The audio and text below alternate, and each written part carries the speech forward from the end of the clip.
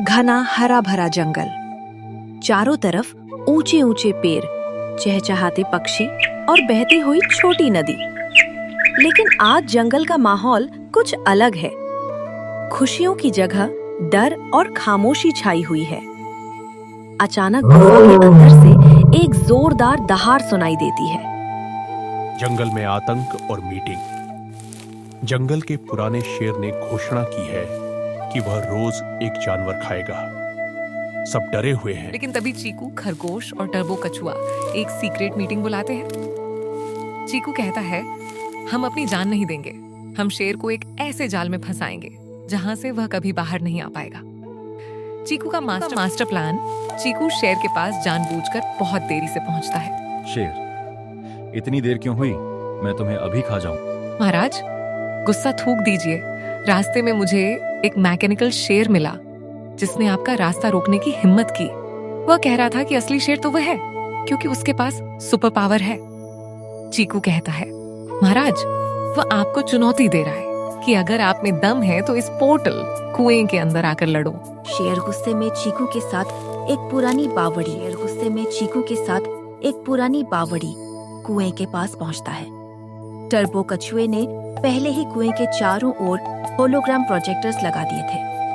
शेर जैसे ही कुएं में देखता है, उसे सिर्फ अपनी परछाई नहीं बल्कि एक सफेद रंग का विशाल शेर दिखाई देता है जो सच में बाहर निकलने की कोशिश कर रहा है। ये टर्बो का बनाया हुआ इल्यूजन है। शेर जैसे ही दहाड़ता है, फॉक्सी लोमड़ी पीछे से एक लाउडस्पीकर चला देती है जिससे शेर की आवाज 10 गुना तेज होकर गूंजती है। शेर घबरा जाता है। जैसे ही शेर कुएं में कूदता है, नीचे पानी नहीं मिलता। नीचे टर्बो ने एक बहुत बड़ा बाउंसिंग नेट लगाया हुआ है। शेर नीचे गिरकर वापस ऊपर की तरफ उछलता है और एक स्लाइड फिसल पट्टी के जरिए सीधे जंगल के उस पार एक चिड़ियाघर श्वास्ते के बाड़े में जाकर जिस प्रकार नन्हे चीकू और टर्बो ने अपनी बुद्धि और गैजेट्स के दम पर जंगल के सबसे ताकतवर और खूंखार शिकारी को मात दी, वह यह सिखाता है कि समस्या कितनी भी बड़ी क्यों न हो, उसका समाधान शारीरिक बल के बजाय स्मार्ट वर्क और इनोवेशन। अगर चीकू अकेला होता तो शायद मारा जाता, लेकिन चीकू की प्लानिंग, टर्बो की इंजीनियरिंग और फॉक्सी की रिपोर्टिंग सूचना ने मिलकर एक असंभव मिशन को संभव बना दिया। सही टीम हर मुश्किल को आसान बना देती है। शेर पुराने जमाने के तरीकों, डर और शिकार पर अड्डा था, जबकि छोटे जानवरों ने तकनीक को अपनाया। अंत में शेर भी चिड़ियाघर में डिजिटल स्टार बनकर खुश रहने लगा। ये सिखाता है कि समय के साथ बदलना ही प्रगति है। चीकू ने शेर को मारा नहीं, बल्कि उसे एक ऐसी जगह पहुंचा दिया जहां वह सुरक्षित भी है और दूसरों के लिए खतरा भी नहीं। सच्ची जीत वह है जिसमें दुश्मन का नाश करने के बजाय उसे समस्या की जड़ से हटा दिया जाए। जंगल का लोकतंत्र, राइज ऑफ डेमोक्रेसी। राजा मुक्त जोन का बोर्ड यह दर्शाता है कि अब शासन डराने वाले का नहीं बल्कि सबके साथ मिलकर चलने वाले का होगा। दिमाग से काम लो, मिलकर काम करो, जीत पक्की है। अगर आपको ये कहानी पसंद आई हो तो लाइक करें, सब्सक्राइब करें, शेयर करें और कमेंट करके बताएं आपको सबसे अच्छा कौन सा किरदार लगा। ऐसी ही मजेदार और सीख देने वाली कहानियों के लिए हमारे चैनल के साथ जुड़े रहें।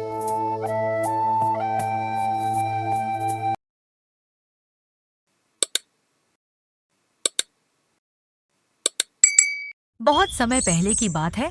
स्वर्णवन नामक एक बहुत ही घना और सुंदर जंगल हुआ करता था। इस जंगल के राजा का नाम था विक्रम, जो एक विशालकाय और शक्तिशाली शेर था। विक्रम जितना ताकतवर था, उतना ही स्वाभिमानी भी। उसकी एक दहाड़ से पूरा जंगल कांप उठा था। जंगल के नियमों के अनुसार शेर का सम्मान करना अनिवार्य था, लेकिन हर राजा की तरह शेर को भी एक बुद्धिमान सलाहकार की जरूरत थी। वहीं दूसरी ओर जंगल में बल्लू नाम का एक भेड़िया रहता था। बल्लू बहुत ही चालाक, धूर्त और अवसरवादी था। वह हमेशा इस ताक में रहता था कि कैसे वह बिना मेहनत किए बड़ा शिकार पा सके। एक दिन जंगल में अकाल पड़ा, नदियां सूखने लगी और छोटे जानवर दूसरे जंगलों में पलायन कर गए। विक्रम बूढ़ा हो चला था और अब उसके लिए रोज शिकार करना मुश्किल हो रहा था। बल्लू ने देखा कि शेर कमजोर पड़ रहा है। उसने सोचा, यही सही मौका है शेर का विश्वास जीतने का। अगर मैं राजा का खास बन जाऊं तो मुझे उसके शिकार का बचा हुआ हिस्सा आसानी से मिल जाया करेगा। बल्लू शेर के पास गया और सर झुकोला। महाराज, आप जंगल के स्वामी हैं। आपकी यह हालत मुझसे देखी नहीं जाती। आप बस गुफा में आराम करें, मैं आपके लिए शिकार ढूंढ कर लाऊंगा।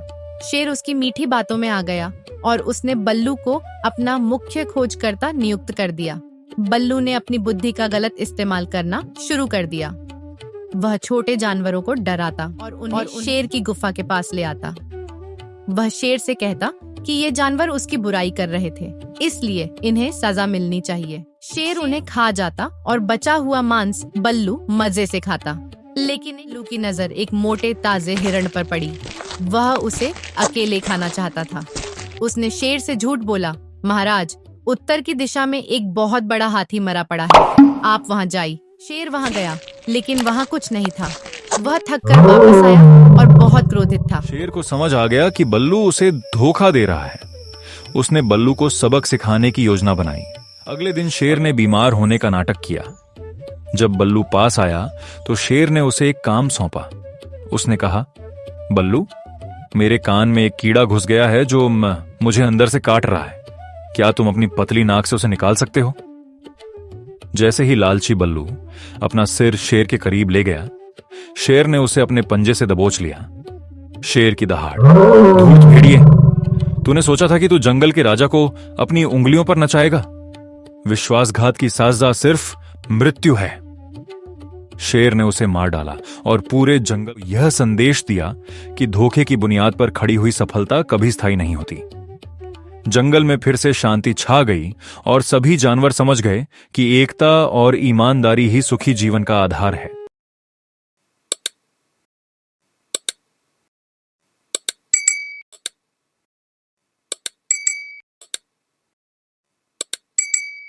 यह कहानी सुंदरवन के उस घने और अंधेरे इलाके की है, जहां सूरज की किरणें भी जमीन को छूने से डरती थीं। इस जंगल का राजा था सुल्तान, एक 7 फीट लंबा, खूंखार और ताकतवर शेर। सुल्तान का नियम साधारण था, जो सामने आए वो उसका भोजन बनेगा।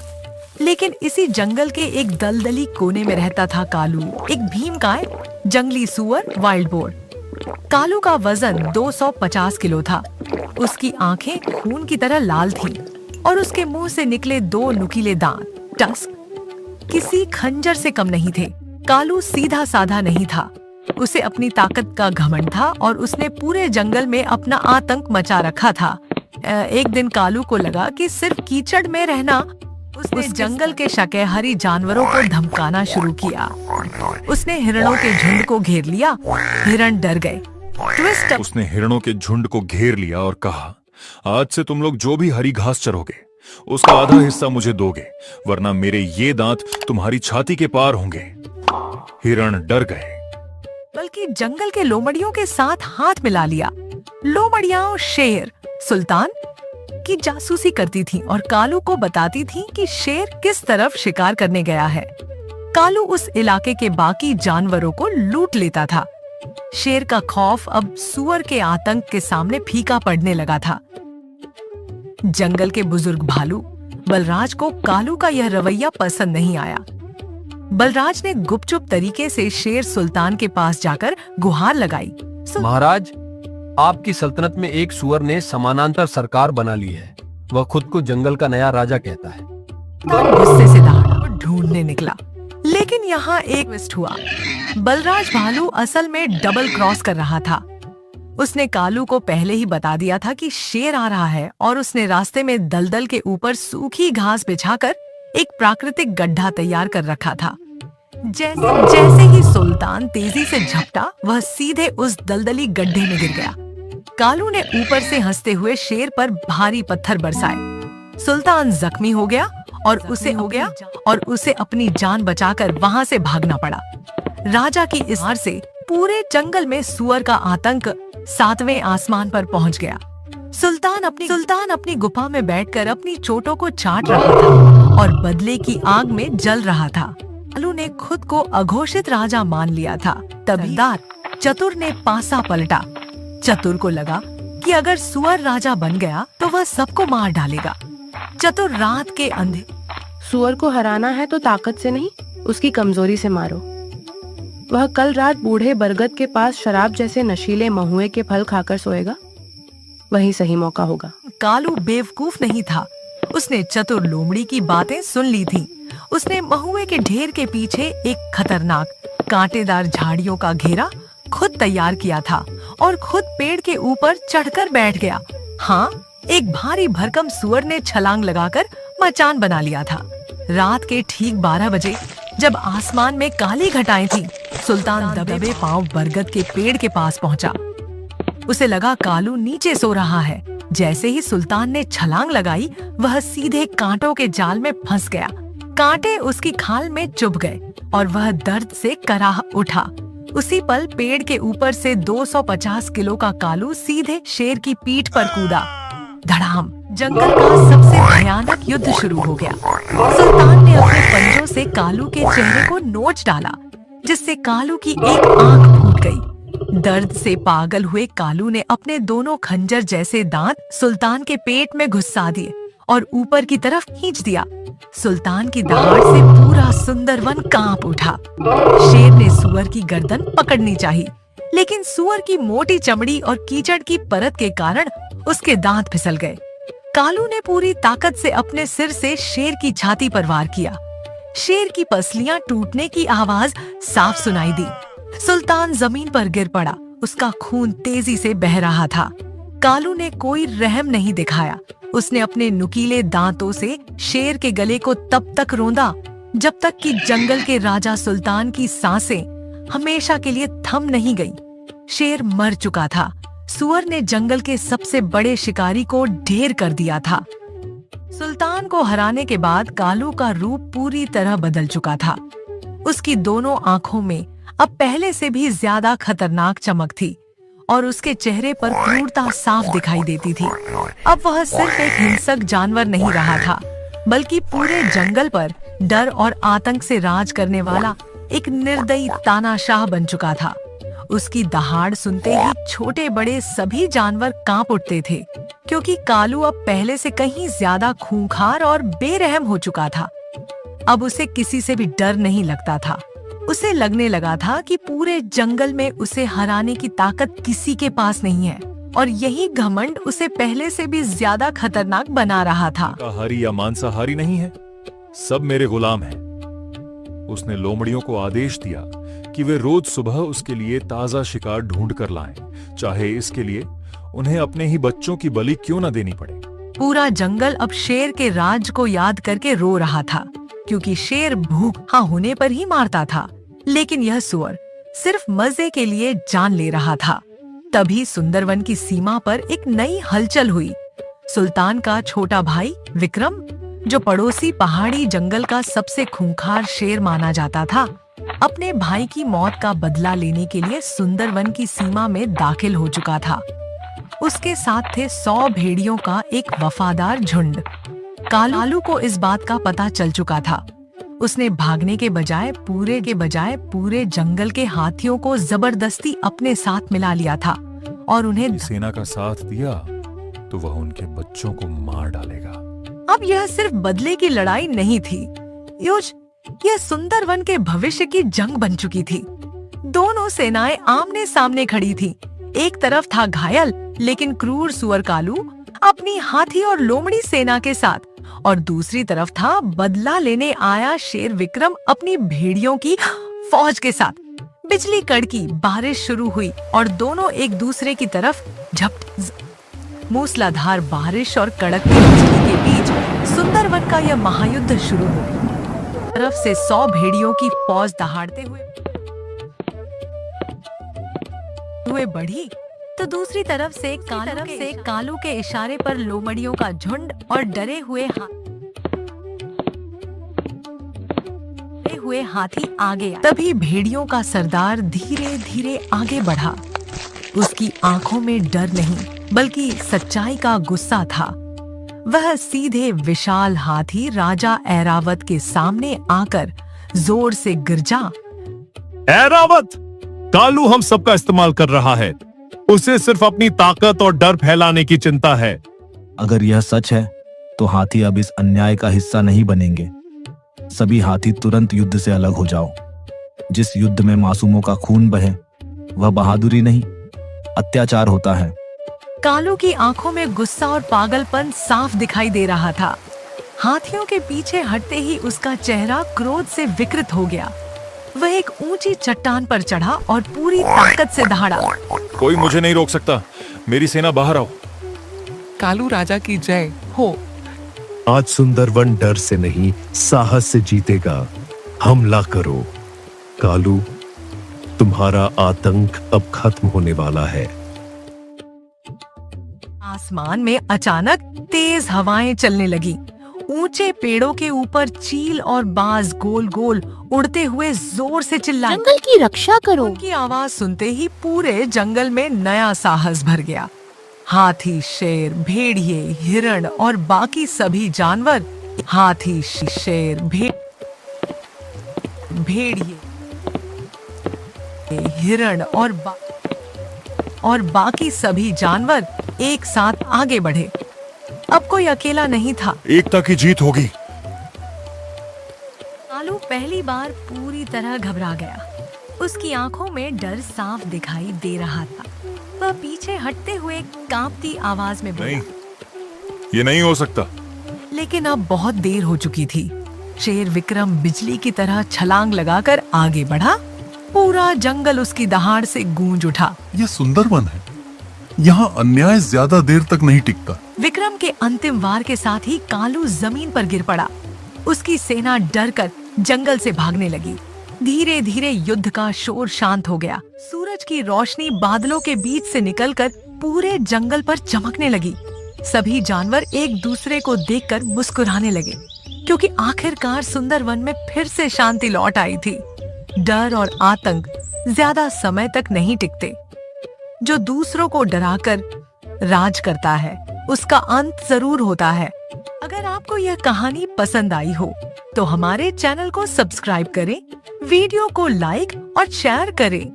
कमेंट करके जरूर बताइए कि आपको सबसे ज्यादा कौन सा सीन पसंद आया और अगली कौन सी मॉरल स्टोरी या जंगल स्टोरी देखना चाहते हैं वह भी कमेंट में जरूर बताइए।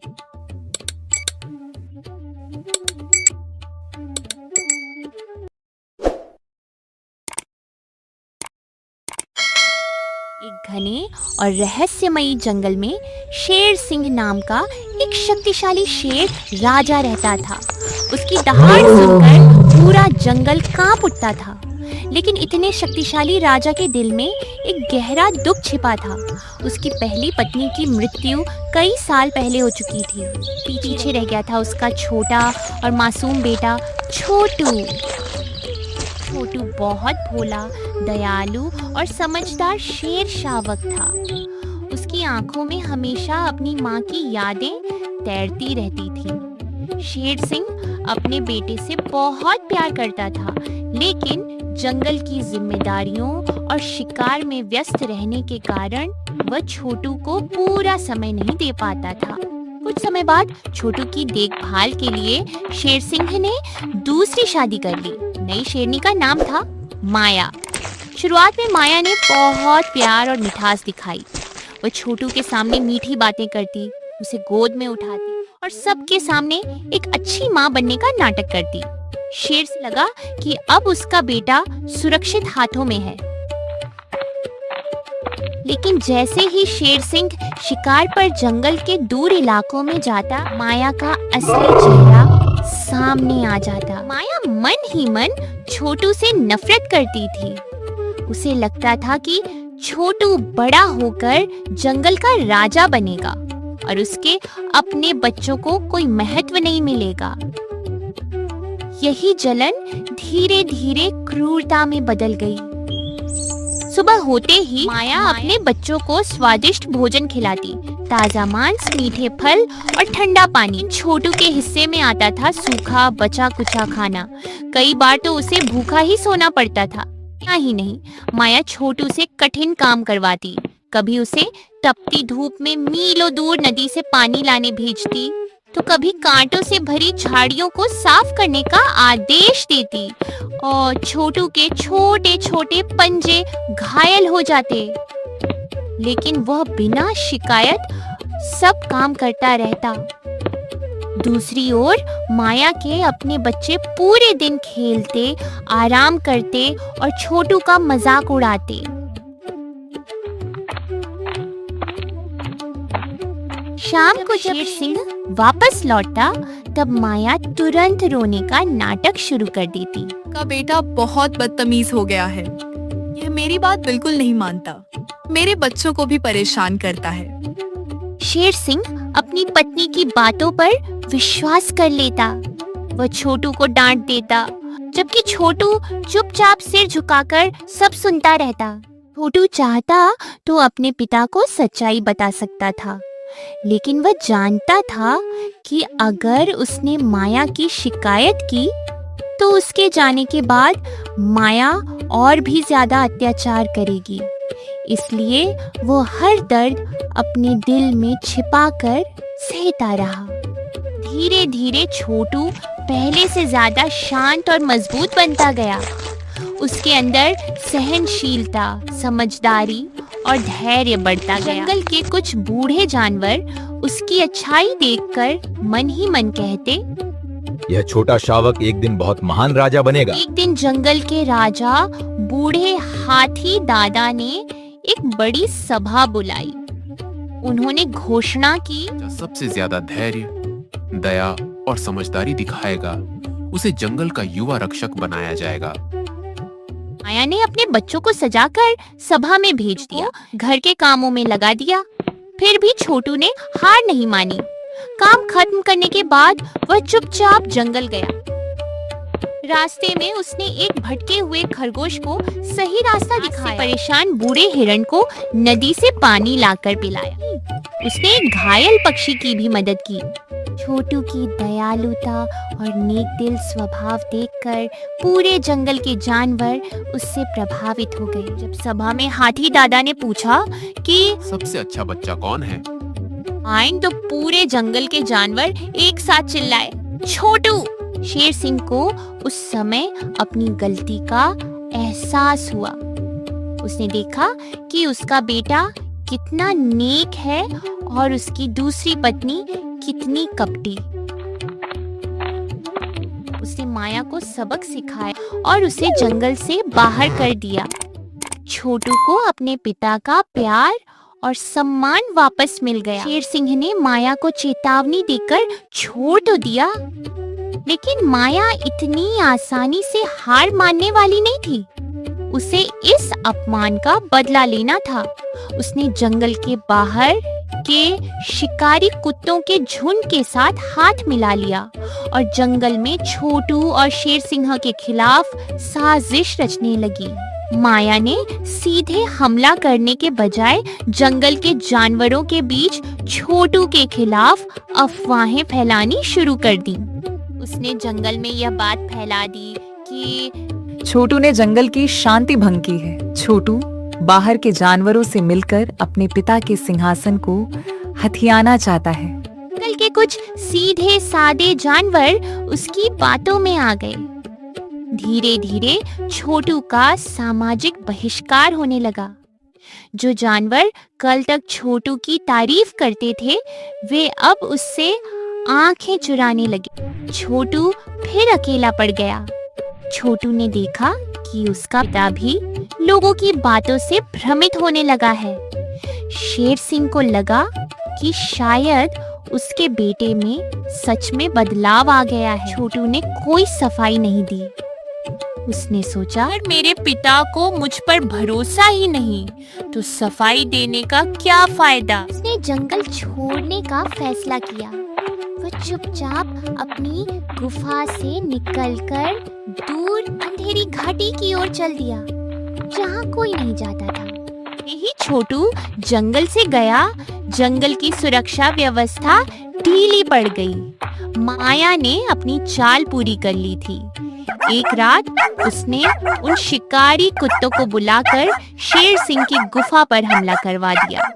शेर सिंह बूढ़ा हो रहा था और वह अकेले उन कुत्तों का सामना नहीं कर पाया। जंगल के बाकी जानवर जो छोटू के जाने के बाद भ्रम में थे, अब समझ चुके थे कि असली दुश्मन कौन है। वे डरे हुए थे और किसी के पास भी नेतृत्व करने की हिम्मत नहीं थी।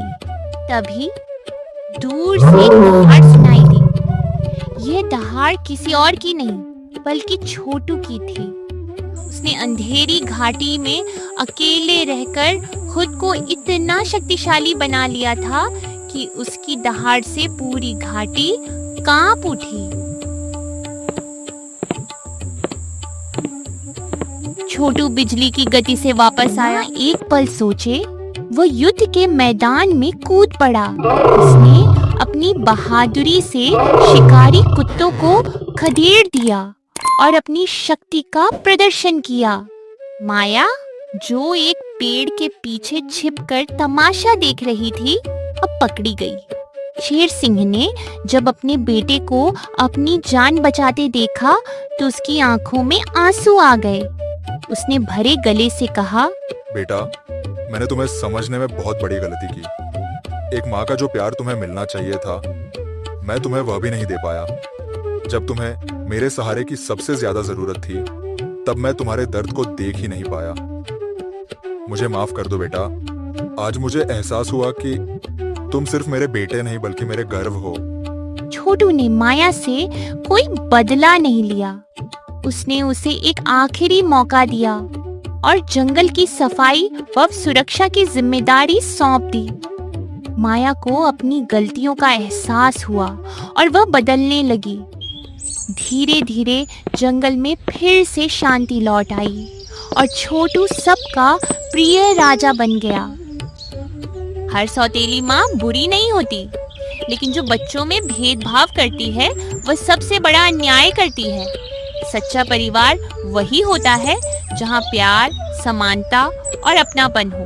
धैर्य, अच्छाई और सच्चाई आखिर में हमेशा जीतती है, क्योंकि दूसरों के साथ जैसा प्यार हम करते हैं वैसा ही एक दिन हमारे पास लौट कर आता है। अगर आपको यह कहानी पसंद आई हो तो हमारे चैनल को सब्सक्राइब करें, वीडियो को लाइक और शेयर करें। कमेंट करके जरूर बताइए कि आपको सबसे ज्यादा कौन सा सीन पसंद आया और अगली कौन सी मॉरल स्टोरी या जंगल स्टोरी देखना चाहते हैं, वह भी कमेंट में जरूर बताइए।